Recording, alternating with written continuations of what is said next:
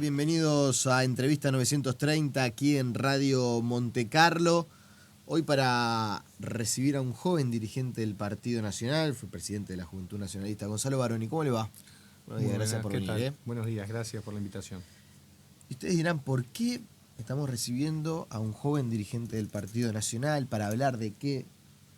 Para hablar de un tema que es muy importante. Y es el financiamiento de las campañas políticas. Y es una de las personas que más activamente se estaba moviendo por este asunto, él y otros dirigentes, obviamente, porque, entre otras cosas, es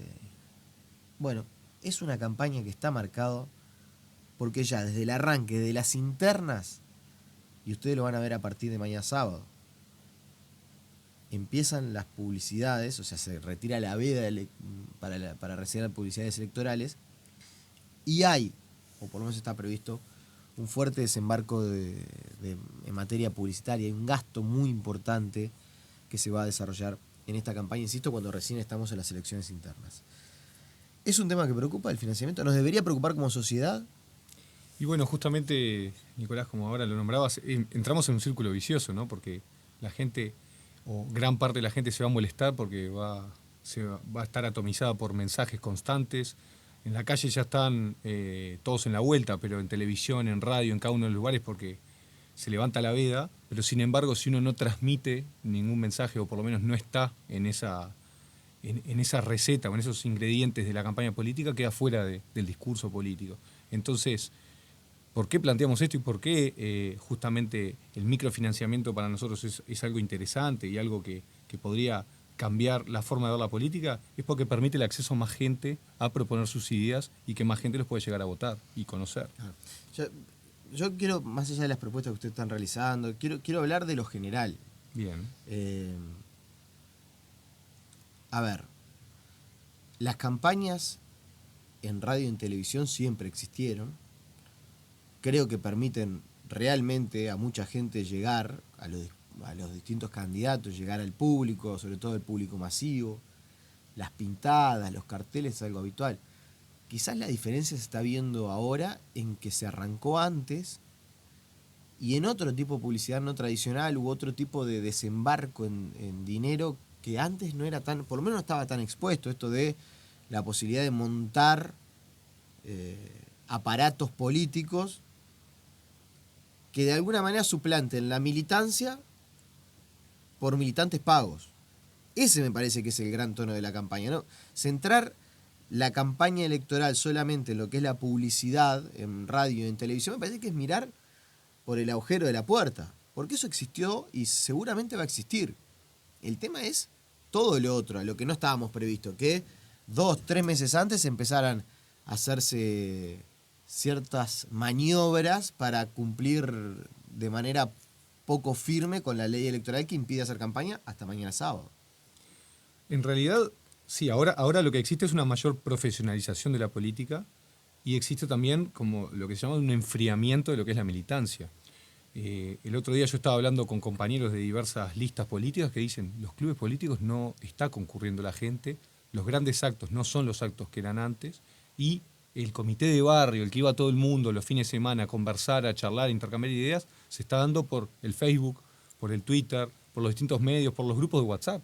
Me imagino que cada uno de los que nos está escuchando, nosotros mismos tenemos 50.000 grupos de WhatsApp que todo el tiempo se están discutiendo noticias, ideas, propuestas, muy radicales y también de las otras, pero la gente tiene como una, a mi entender, mayor democratización de la opinión, porque puede opinar... Eso no está mal. No, yo creo que no está mal. Está mucho mejor. El tema, lo que tú señalabas, es que ahora hay un cambio y hay un vuelco hacia la profesionalización o, por lo menos, a la inserción del dinero como una diferencia. Antes, o por lo menos la política de antaño o la original, era uno plantea una idea y con un cajoncito de verdura en cualquier pueblo, en cualquier plaza de pueblo, se paraba y decía sus ideas, proponía así una recorrida, hablaba con los comerciantes, hablaba con la gente del pueblo y podía ser el candidato a intendente, a edil, a diputado. Ahora solamente con eso no alcanza. ¿Por qué? Porque además la cantidad de gente hace que hay que ser más masivo y por eso se llega a los medios de prensa masivos, pero a su vez a los medios de prensa que es los aparatitos que tenemos en nuestras manos todo el tiempo. Porque vamos en el ómnibus, vamos estamos en el trabajo, estamos en los lugares de estudio, en cualquier lugar, y miramos el celular y nos enteramos instantáneamente de lo que está sucediendo. Pero también tenemos una sobreexposición de cada uno de los candidatos. Yo lo he escuchado decir a Luis Lacalle Pou que hoy en día cada uno de los candidatos dura menos o va a durar menos. ¿Por qué? Porque la sobreexposición hace que también se quemen más rápido. Porque es muy difícil también lo que sucedía antes, que era la segmentación del discurso. Hoy en día, si uno segmenta el discurso, enseguida por el Twitter o el WhatsApp, uno se entera. ¿Qué es la segmentación del discurso? Es cuando iban a un pueblo y decían, yo voy a, por ejemplo, subir los impuestos. Iban a otro pueblo y decían, yo voy a bajar los impuestos.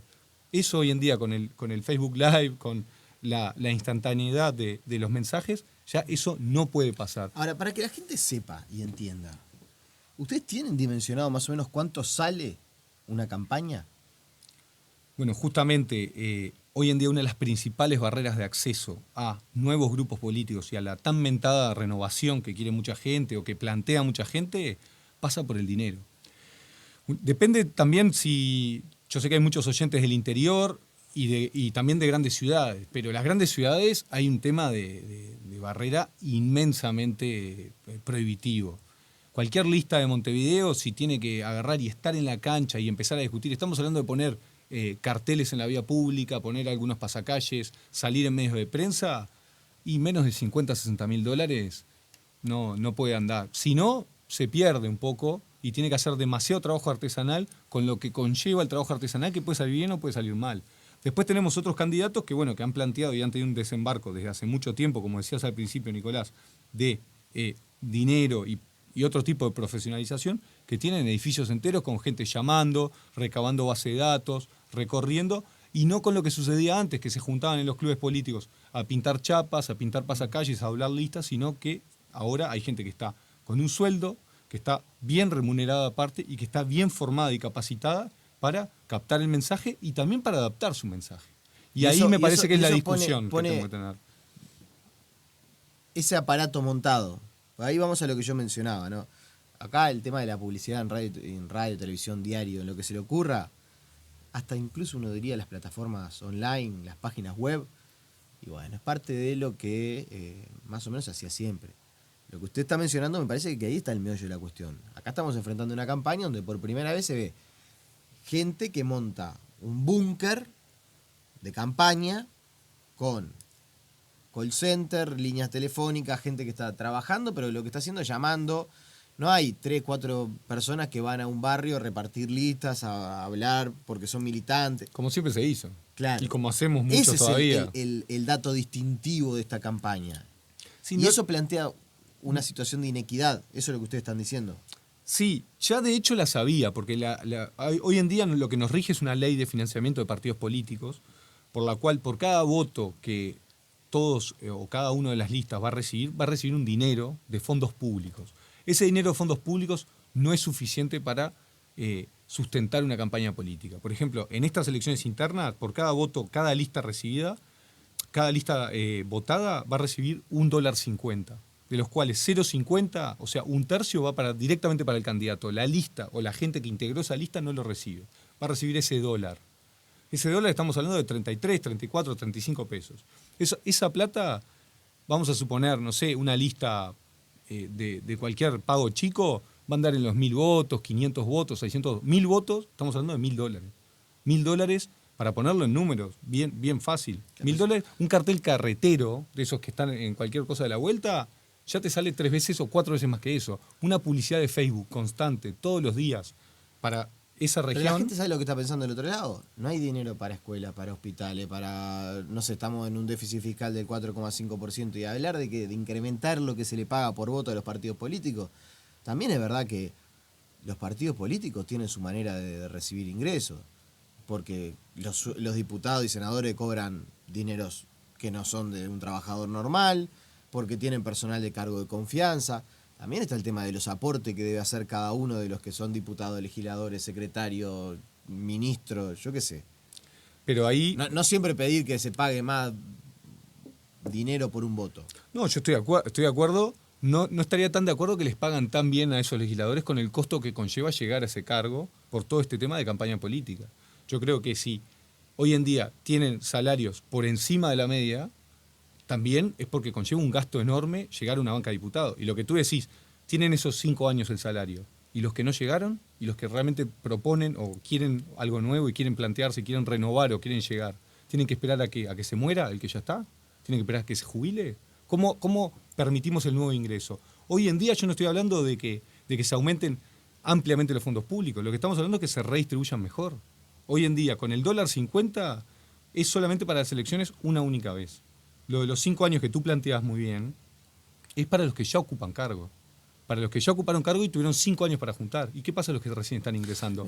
¿Cuánta plata tenés que arrancar? Vamos a escuchar un audio que se viralizó, que después el intendente de San José, José Luis Falero, aclaró muy bien que él no tiene nada que ver con esta situación, pero que me parece que es bueno traerlo a colación. Nosotros lo cortamos un poco porque era bastante más extenso, pero estuvo viralizado en WhatsApp. Quizás alguna gente de los que nos estén escuchando no lo hayan podido conocer. Lo escuchamos.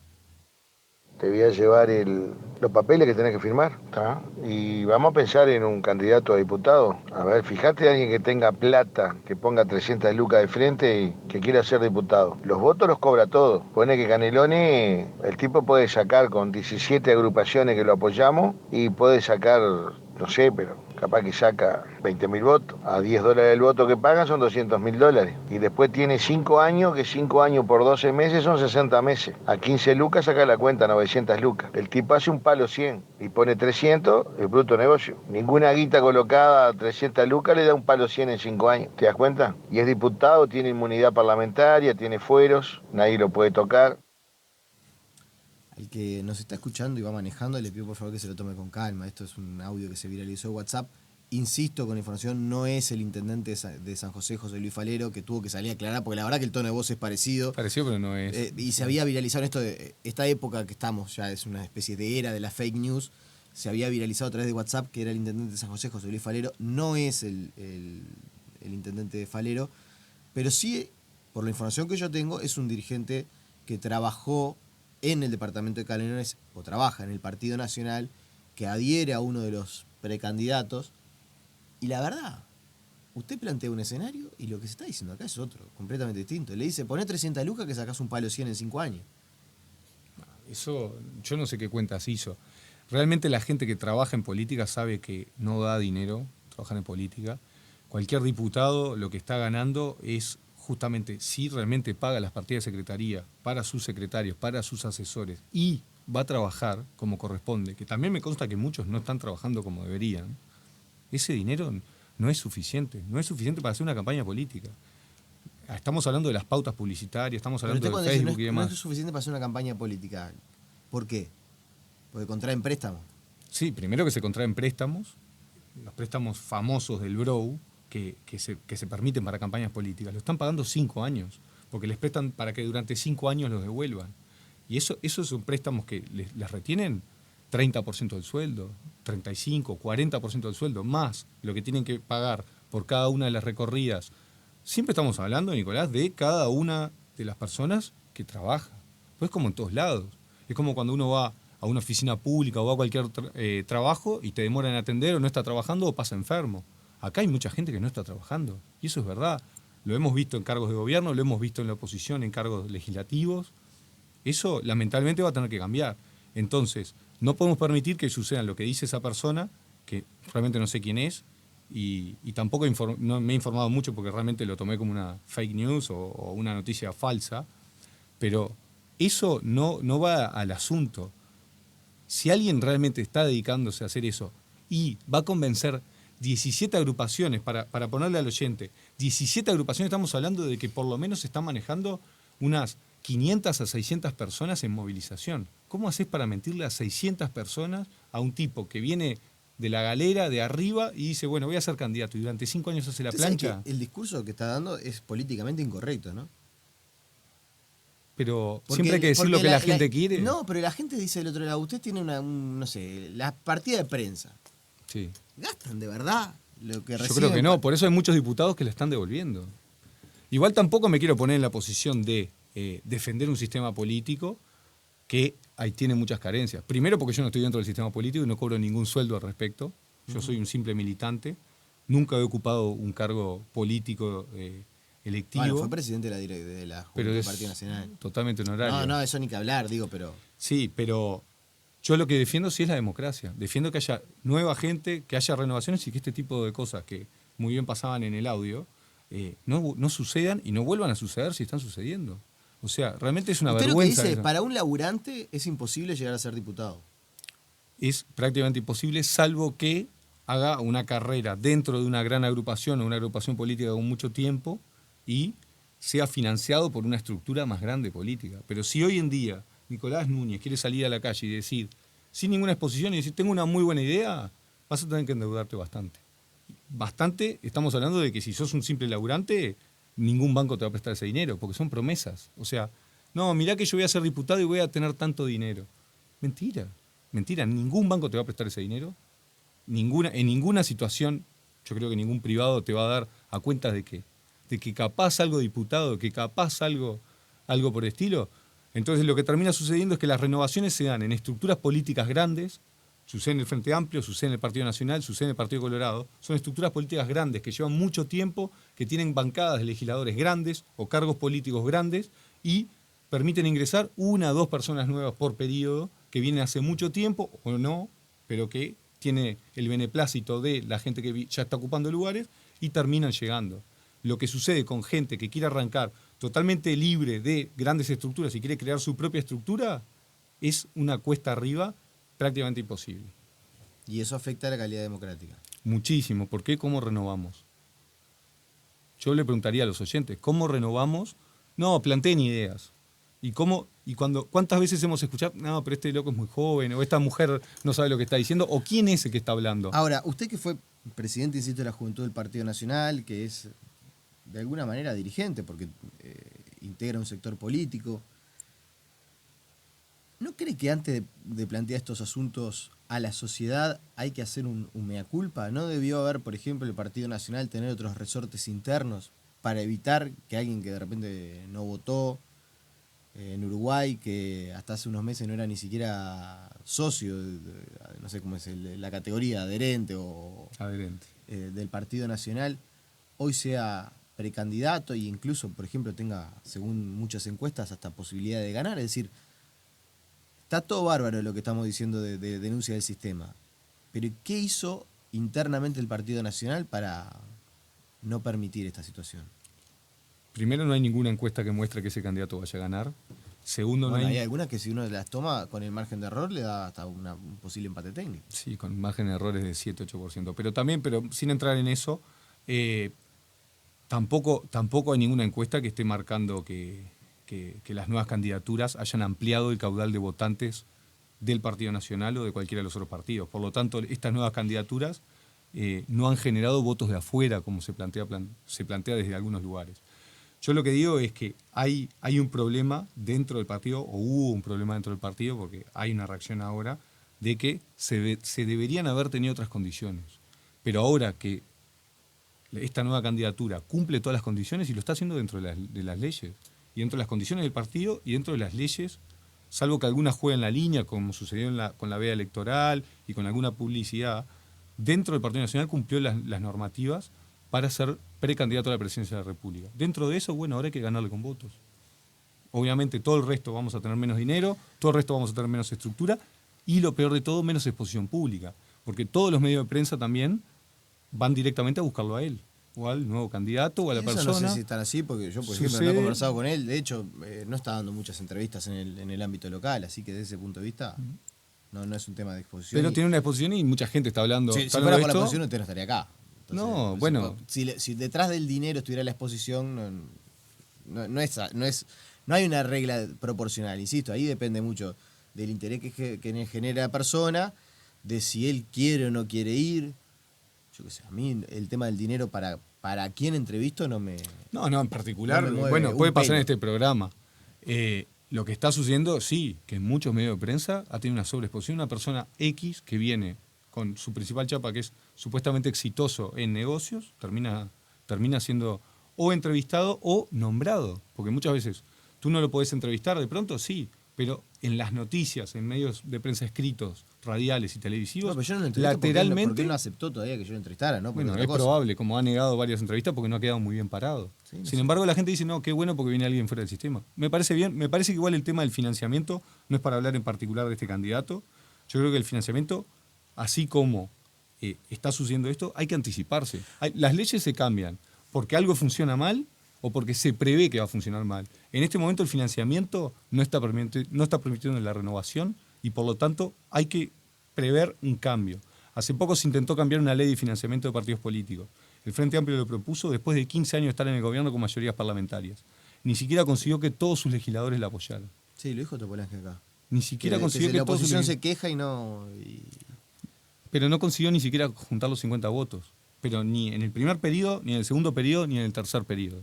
Y planteó una ley de financiamiento de partidos políticos cuando ya la campaña electoral había arrancado.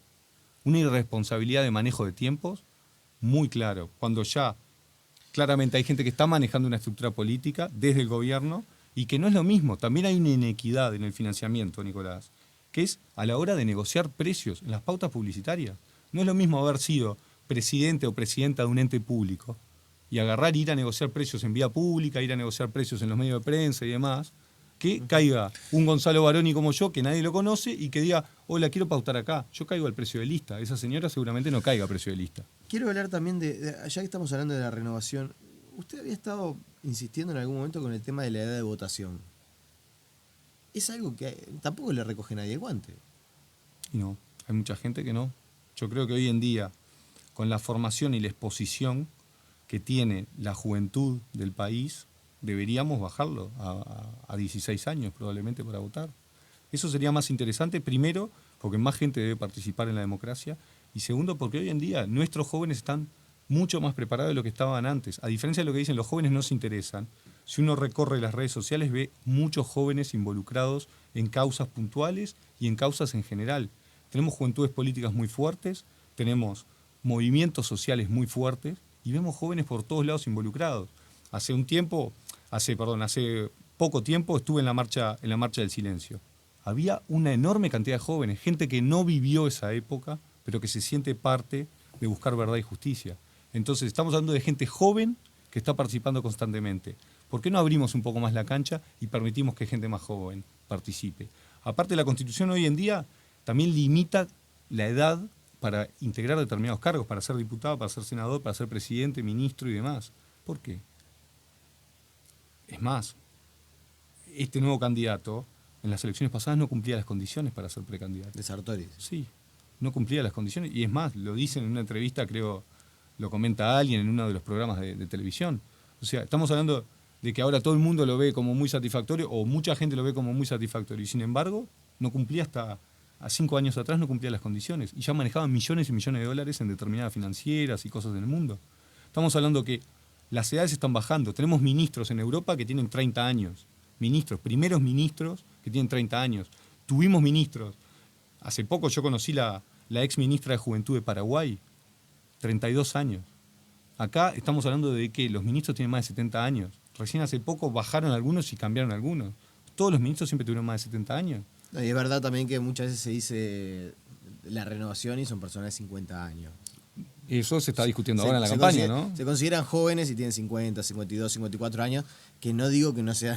Pero para un país avejentado, sí. Que no se escuche, que no se entienda mal, aquellas personas son mayores y nos están escuchando, pero claramente no son jóvenes, ni para el sistema político, yo le diría, ni para la sociedad. Pero para la media sí, porque para el sistema uruguayo o para la población uruguaya somos un país avejentado.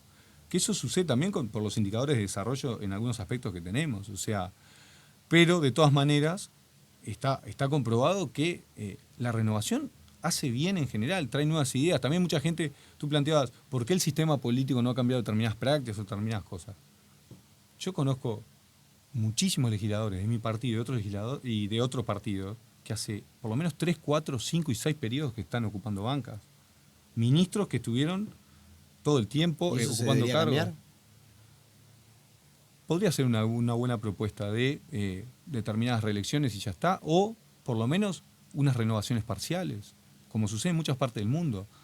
A veces el uruguayo se empecina en inventar el agujero del mate, y cuando en otras partes del mundo ya suceden renovaciones parciales de parlamento, que no se puedan renovar más de 2 o 3 veces, que de repente tenga que cambiar de cámara.